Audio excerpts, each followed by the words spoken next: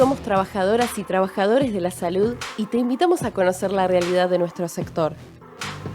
Defendemos la salud pública ante los ataques de todos los gobiernos, mientras ponemos el cuerpo frente a la pandemia. Desde los hospitales y centros de salud en todo el país, te contamos cómo trabajamos y también cómo nos organizamos.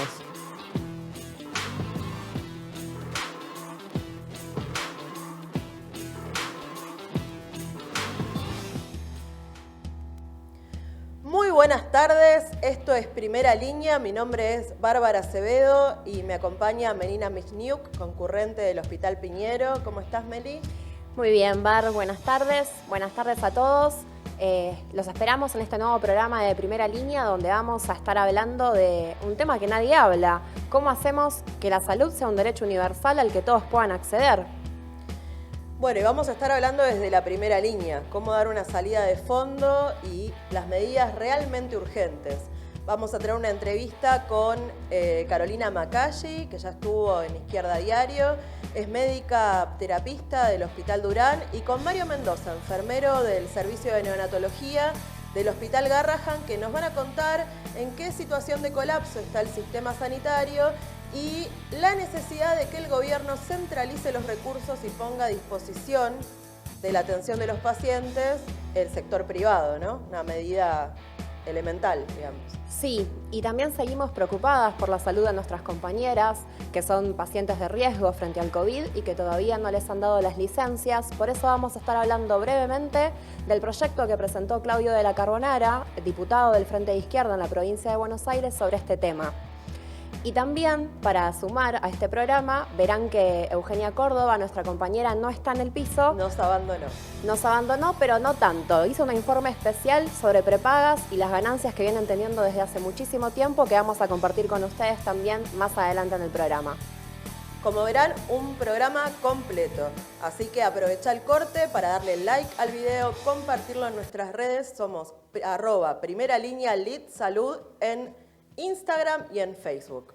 Bien, me la aprendí. Salió.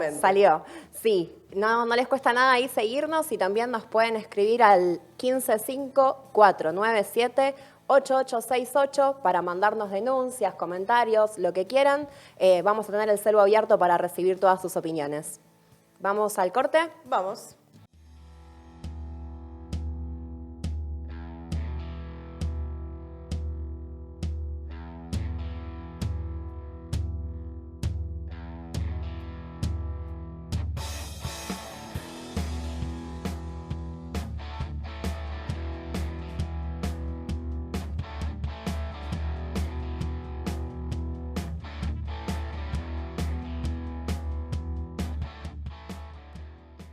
Como adelantamos al principio, vamos a hablar de una verdadera salida a la crisis sanitaria, así que vamos a ver nomás la entrevista de Mario Mendoza, enfermero del Hospital Garrahan.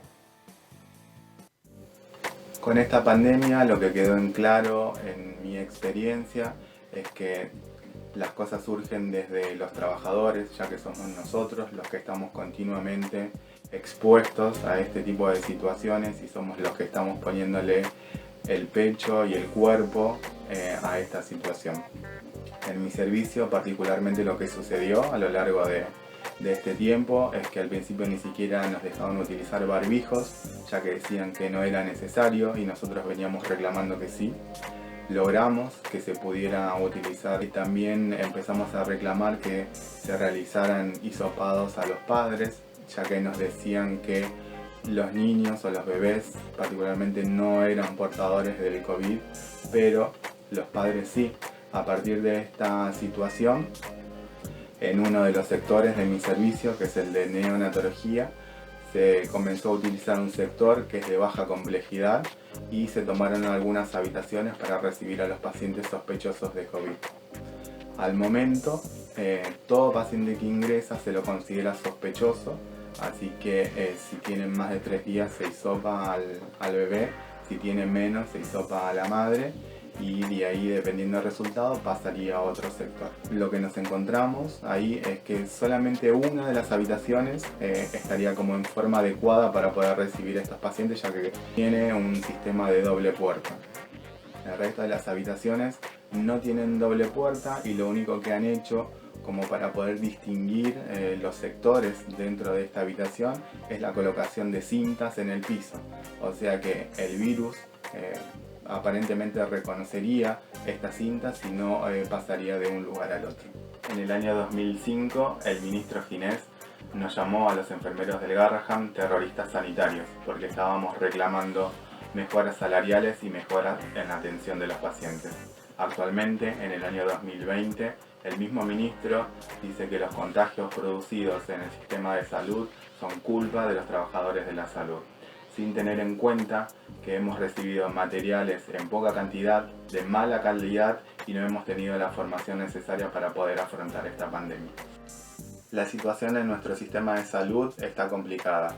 Llevamos décadas sin recibir los aportes necesarios para poder conseguir obras de infraestructura. Los hospitales se vienen cayendo a pedazos y esto es literal. Actualmente con la pandemia lo que sucedió es que se ven exacerbadas las deficiencias que este sistema de salud tiene. No contamos con las camas necesarias, ni con los insumos, ni con el personal adecuado para poder afrontar esta situación. La unificación del sistema de salud en esta época de pandemia me parece que es prioritaria. El último informe del Ministerio de Salud de abril nos dice que contamos con 400 camas de terapia intensiva que pertenecen al sector público y 1.600 camas que pertenecen al sector privado. Claramente queda en evidencia que el sector más vulnerable es el que menos posibilidades tiene de recibir una atención adecuada.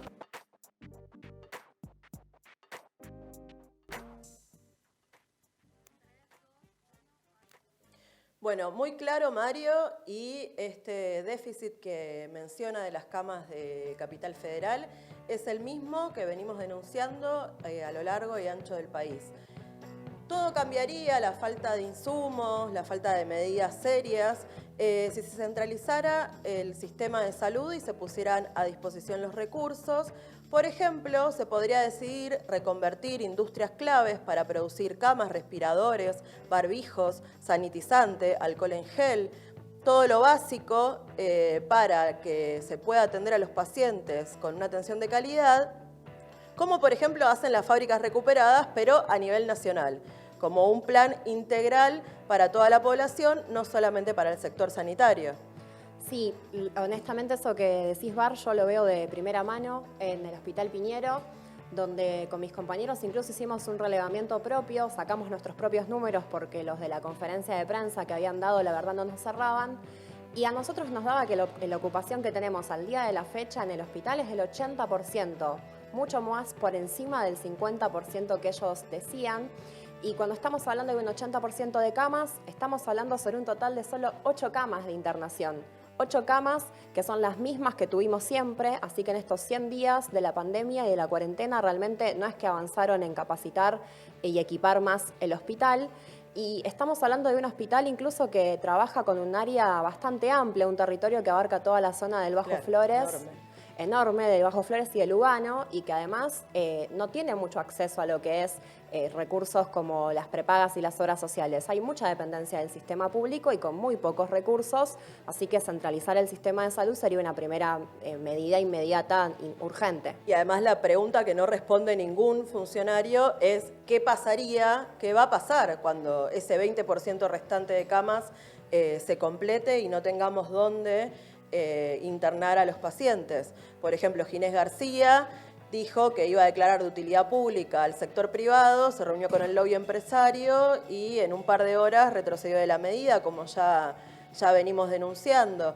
Es clave, es prioritario que se deje de defender las ganancias empresarias para priorizar la salud como un derecho. Totalmente. Y sobre esto también nos va a hablar Carolina, la médica del Hospital Durán de terapia intensiva. Vamos a ver la entrevista que le hicimos desde Izquierda Diario. Bueno, la situación acá en el Durán es grave. Seguimos denunciando que tenemos problemas institucionales serios. Por ejemplo, ha sido removido de su cargo, de su sala, mi jefe, el doctor Fioranelli.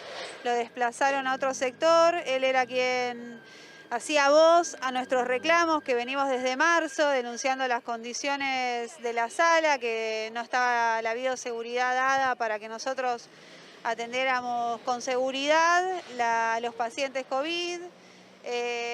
Pidió refacciones mínimas, digamos, cosas que se podían llevar a cabo. Primero le dijeron que no, que la sala no estaba apta, ahora lo corren de su lugar, están acondicionando la sala para seguir poniendo pacientes, no entendemos bien lo sucedido. Tenemos compañeros enfermeros que están solicitando licencias porque tienen factores de riesgo, no le están dando las licencias, falta personal. No consiguen gente que venga a trabajar porque lo que ofrecen es irrisorio, 35.000 pesos mensuales por 35 horas de trabajo semanales en terapia intensiva, que es un trabajo agotador, como la palabra lo dice, intenso. El hospital estructuralmente no da para seguir abriendo espacios para tener pacientes, si bien traen materiales básicos como bueno, los respiradores y esas cosas, la estructura del hospital, la aspiración, la calefacción no llega, tenemos áreas sin calefacción para nosotros, para los pacientes.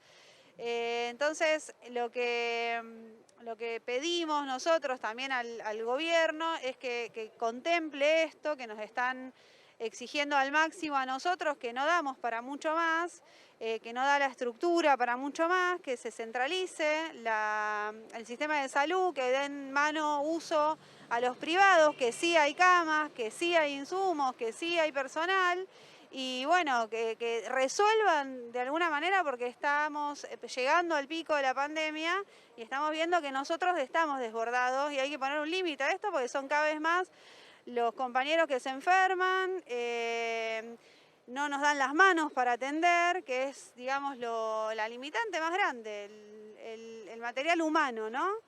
Todos queremos brindar una atención, pero que sea adecuada y que se nos proteja. Muy claras las palabras de Carolina, y subrayar esto que decía que me dejaba pensando, es increíble cómo persiguen cuando uno denuncia las cosas elementales que están haciendo falta para poder atender. Y digo, no pasó solo en el Durán, tenemos el ejemplo también de Mariano Roldán, del Posadas, que lo despidieron directamente por decir las cosas que hacían falta. Y la única conclusión que nos queda pensar es que evidentemente quieren silenciar la falta de recursos que hay y que lleva incluso un maltrato enorme a nuestros pacientes, que incluso para hacerse un hisopado tienen que hacer un recorrido que es una odisea de días esperando en situaciones deplorables. Claro, además a Mariano lo despiden por delito de opinión.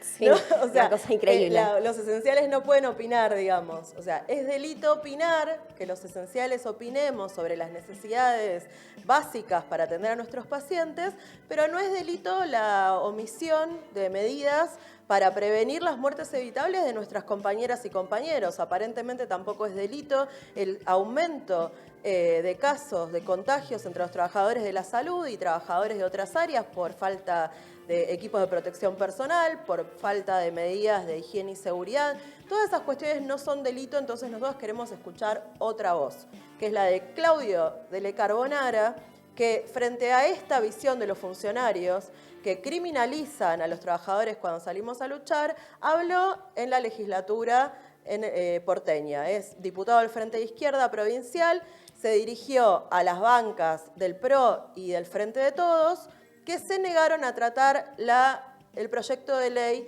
por licencias para los trabajadores de salud que son parte de la población de grupos de riesgo. Vamos a ver lo que dijo Claudio. A los trabajadores nos da mucha bronca escuchar a diputados acá en esta Cámara decir que vienen a defender, a garantizar o ampliar derechos, y a la hora de votar una ley que garantice el derecho de los y las trabajadoras de la salud a tener licencia, son los primeros que levantan la mano para votar en contra. Nos da mucha bronca a los trabajadores escuchar que ponderan la gestión de salud de la ex gobernadora Vidal, cuando su gestión fue la que dejó el presupuesto más bajo en cuestión de salud en el 5.5%, que superaba ya al vergonzoso 6.3% del gobierno de Scioli. Lo que tenemos que decir, solamente para fundamentar por qué planteamos esta ley, es que las muertes entre el personal de salud, entre las personas, la población en riesgo, eran muertes absolutamente evitables. Desde hace meses el reclamo de estos trabajadores y de estas trabajadoras y sus organizaciones gremiales como la CICOP o ATE es el de tener estas licencias y no han sido escuchados. No puede ser que en la primera línea de combate contra el COVID expongamos a la muerte a las y los trabajadores que deben cuidarnos, como el ejemplo de María Esther Ledesma, que ya se mencionó aquí, enfermera del Hospital Gandulfo en Lomas de Zamora. Tenía 50 años, era diabética y había solicitado 6 veces la licencia que le fue negada en todas las oportunidades, como terminó pagando con su vida. Otro caso, Elena Rojas, fue enfermera primero, hizo un esfuerzo y se graduó como médica. Trabajaba en el Sanatorio San Carlos de Escobar, tenía 62 años. Félix Ramírez, médico del Centro de Salud de Quilmes, hipertenso, diabético, tenía 62 años. Héctor Bornes, médico del Hospital Ángel Marcetti de San Vicente, tenía 56 años y antecedentes de infarto y bajo nivel de plaquetas. Martín Rivas, empleado de vigilancia del Hospital Ramón Carrillo en San Vicente también, tenía 33 años solamente, pero era diabético, hipertenso y sufría problemas respiratorios. El de Silvio Cufré, que era enfermero en el Instituto Médico de Bransen, 47 años y padecía diabetes e hipertensión. Este proyecto de ley que presentamos busca evitar esas muertes, que tengan derecho a esas licencias y que se termine obviamente con esta discriminación en el sector de salud, que es el más expuesto. Las y los trabajadores no pueden esperar, no tienen tiempo, lo que se les juega ahí es la vida. Necesitan la licencia paga para toda la población en riesgo, para garantizar nada menos que su propia vida, su propia integridad y la de sus familias. Es una cuestión de prioridades. Y para nosotros, las vidas trabajadoras importan. Las vidas trabajadoras importan y estamos llenas de bronca. Habló Claudio Delle Carbonara, diputado provincial. Recién dije legislatura porteña, pero porque las bancas del Frente de Izquierda, todas las bancas del Frente de Izquierda, incluyendo las legisladoras porteñas, Alejandrina Barri y Miriam Breckman, con quien también presentamos un proyecto de ley por licencias y por la centralización del sistema de salud, están a disposición de los trabajadores y son parte, una herramienta más de nuestra organización, ¿no, Meli? Sí, no tienen fronteras, digamos, igual que los trabajadores. Y comentarles que por este proyecto que acabamos de ver el video estamos haciendo una juntada de firmas, hay un petitorio que está circulando para apoyar, para que se trate, porque como bien decía Bar hace un ratito, todavía no lo quisieron tratar, para nosotros es muy importante poder darle apoyo para eso. Y también comentarles esto, que se presentó un proyecto por la centralización del sistema de salud que ayudaron a hacer nuestras compañeras de La Plata, Luana Simeoni, entre ellas y el resto del equipo de Primera Línea, que tomaron la posta para hacer este programa, así que les mandamos un saludo a ellas. Y por último vamos a presentar el informe que, como les contamos, había hecho Eugenia sobre las prepagas. ¿Les parece si lo vamos a ver? Todos sabemos que la situación generada por la pandemia es preocupante, pero no todos la estamos viviendo igual. 7 millones de argentinos hoy no tienen agua potable, un recurso tan esencial en medio de una pandemia. Por si esto te parecía poco, 1.409.000 hoy viven en hacinamiento crítico. A esto se suma que hay miles de trabajadores esenciales que tienen que seguir yendo a las fábricas, tienen que seguir pedaleando y también tienen que ir a los lugares de trabajo, como el transporte, los supermercados y los hospitales.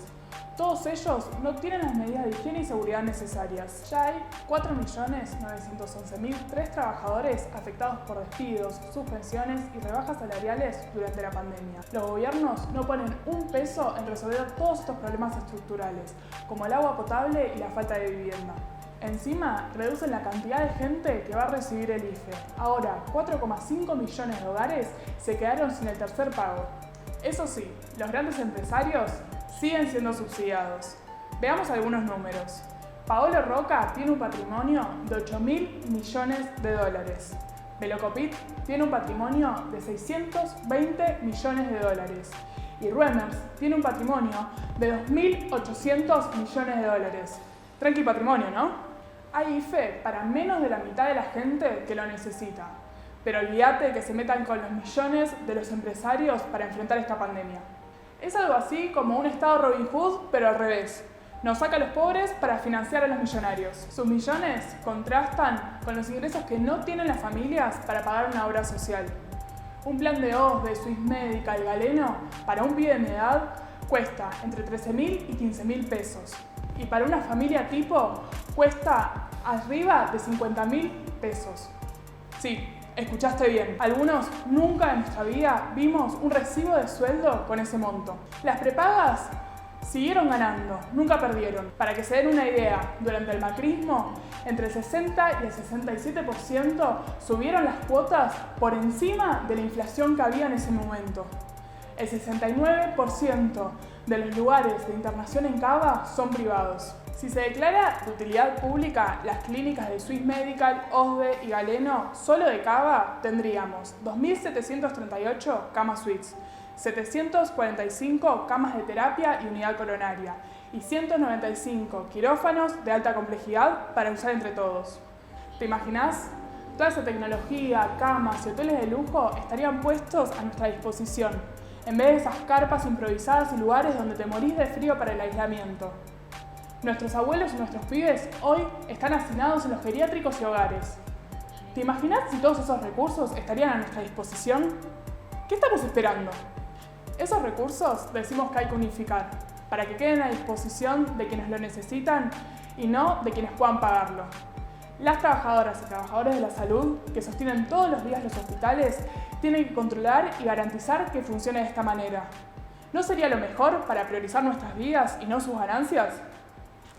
Escribinos, danos tu like y compartí este programa para que esta idea sea más fuerte. Bueno, tranqui patrimonio, mientras empeoran las condiciones de vida de millones de familias. Contundente y clarísimo el informe de Euge. Muy bueno. Algo que demuestra, si hay algo que demostró la pandemia, es que la fragmentación del sistema de salud en público, privado, en el subsector de obras sociales, se muestra ineficaz para atender cualquier crisis sanitaria y para dar respuestas a las necesidades de la población en general. Y entonces, desde este programa, o sea, lo que queremos hacer un llamado especial, es a que las direcciones sindicales salgan de la cuarentena de lucha, despabilen un poco, respondan al pedido de las asambleas, las comisiones de higiene y seguridad y vayamos a plan de acción acorde a la gravedad de la crisis, ¿no? Para dar una respuesta, para exigir las medidas elementales. Pero bueno, mientras las direcciones sindicales están en cuarentena de lucha, los pibes empezaron a organizar, hay movilizaciones, hay respuesta en las calles, y no solo en Argentina, sino en el mundo. Sí, en todo el mundo. Vemos como las trabajadoras de la salud salen a enfrentar no solamente la pandemia del coronavirus en primera línea, sino también que se suman con el resto de los jóvenes y trabajadores a enfrentar los ataques de diferentes gobiernos y de las empresas, y también se plantan contra el racismo, como pasó en Estados Unidos, en Francia y en muchísimos otros países, y por eso queremos hacerles una invitación muy especial, pero antes de eso no queremos dejar de decir algo, como verán los carteles que tenemos acá. Sí, nos queremos sumar al pedido de miles que están preguntando dónde está Facundo Castro. La última vez que lo vieron a Facundo fue el 30 de abril, lo estaban subiendo a un patrullero de la Bonaerense. El Estado es responsable, exigimos su aparición con vida, es parte de la violencia policial que están enfrentando las pibas y los pibes en el mundo. Sí. Por eso es importante la invitación que vos contabas, Meli. Sí, porque queremos invitarlos este sábado, que estamos haciendo un acto para pronunciarnos en contra de la violencia racial en todo el mundo, contra la violencia policial y también contra que seamos los trabajadores los que paguemos la crisis del coronavirus. Así que necesitamos sumar fuerzas, ser cada vez muchos más, y queremos hacerte esta invitación especial. Los dejamos para que vean ahora de qué se trata. Tenemos un video. Sí. El sábado 11 de julio te invitamos al acto internacional simultáneo. Desde Estados Unidos, con Julia Wallace y Mike Papas. These aren't people. These are animals. Desde Francia, con Anas Kassir. Desde Brasil, con Marcelo Pablito y Leticia Parks. Y saludos desde Gran Bretaña, Alemania, Chile y Bolivia. para sumarnos a la ola que recorre el mundo, para repudiar toda forma de racismo, para decir basta de violencia policial, para apoyar las luchas de la juventud, de la clase trabajadora y de todos los oprimidos que estamos combatiendo y sufriendo las peores consecuencias del coronavirus. Que la crisis la paguen los capitalistas. Acto en 6 idiomas. Presentan Nicolás del Caño y Miriam Bregman. Conectate por una internacional de la Revolución Socialista. Red Internacional La Izquierda Diario. Una sola voz, 6 idiomas, están todos invitados este sábado 11 a las 15 horas. No podés faltar en este importante acto internacional contra el racismo, la violencia policial, en apoyo a las luchas de las trabajadoras, los trabajadores, las mujeres y la juventud a lo largo de todo el mundo. Es un acto que organizamos desde la Izquierda Diario a nivel internacional y todos los grupos de la fracción trotskista. Y es muy importante sumar estas voces y mostrar que somos miles de conectados a lo largo de todo el mundo y va a contar con la participación especial de protagonistas de esas luchas, como vimos en el video. Sí, es muy fácil participar, simplemente tienen que conectarse en La Izquierda Diario, en nuestro canal de YouTube, así que esperemos que seamos muchos este sábado. Nosotras ya nos estamos despidiendo, les dejamos nuevamente nuestras redes para que nos escriban, que nos llamen y sigan todas las novedades de La Izquierda Diario, así que suscríbanse ahí en la campanita. Bueno, los vemos este sábado y no se pierdan el próximo programa de Primera Línea el jueves a las 17 horas.